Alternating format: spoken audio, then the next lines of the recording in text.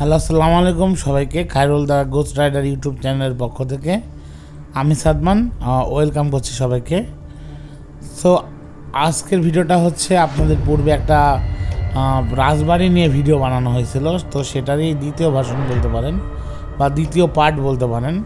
So যারা ওই ভিডিওটা দেখেননি, আমি অনুরোধ করব প্রথমে ওই ভিডিওটা দেখেন, তাহলে অন্তত একটু রিলেট করতে পারবেন ভিডিওটা এবং প্রপার ধারণা বা হচ্ছে আন্ডারস্ট্যান্ডিংয়ে বেটার হবে আপনার, আমি বলতে পারি, কারণ সেটার পার্টি এটা। সো ওটা আপনারা দেখে আসতে পারেন।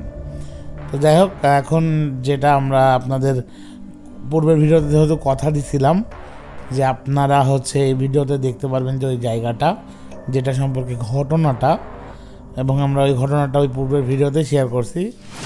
তো আশা করি আপনারা পুরো ভিডিও দেখেছেন এবং আমরা এখন শুরু করছি। তো এখন আমরা এই ভিডিওতে দেখতে পাচ্ছেন, আমরা প্রথমে এই জায়গাটা এখন দুপুর রোজারই মাস, যেহেতু আমি কমিটমেন্ট করছিলাম আপনাদের যে আমরা রোজার মাসেই যাব, এবং এটা কিন্তু রোজার মাসেরই ভিডিও, এখনকার ভিডিও না। আমি পরবর্তীতে ভয়েস দিচ্ছি এখন, বাট এই ভিডিওটা হচ্ছে রোজার সময় নেওয়া হয়েছে এবং আপনারা এর মধ্যে কিছু নয়দা শুনতে পারবেন যেগুলো আমরা কাট করতে চাইনি এবং আপনাদের দেখাতেও চাইছি। তো প্রথমে আমরা এখানে জায়গাটা প্রবেশ করছি। পূর্বের ভিডিওতে আমরা যে জায়গা সম্পর্কে আপনাদের বলেছিলাম, তো এটাই সেই জায়গা, এবং এইখানকার লোকেশন দেখে একদম আপনার মনে হচ্ছে এখানে কোনো দিন এখন পর্যন্ত অন্য অন্য রাজবাড়ির সংস্কার কাজ হয়েছে, বাট এখানকার সংস্কার কাজ এখন পর্যন্ত হয় নাই।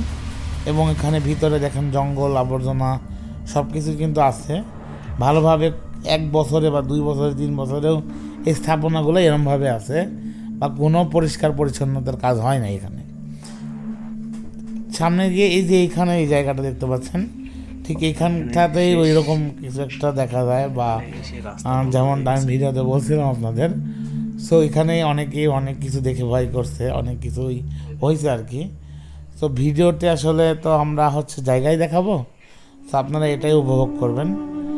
যদিও আমরা শুনছি যে এখানে অনেক ধরনের রাজা বাচ্চারা অনেক গুপ্তধন এখনও যেগুলো আছে সেগুলো পোতা আছে।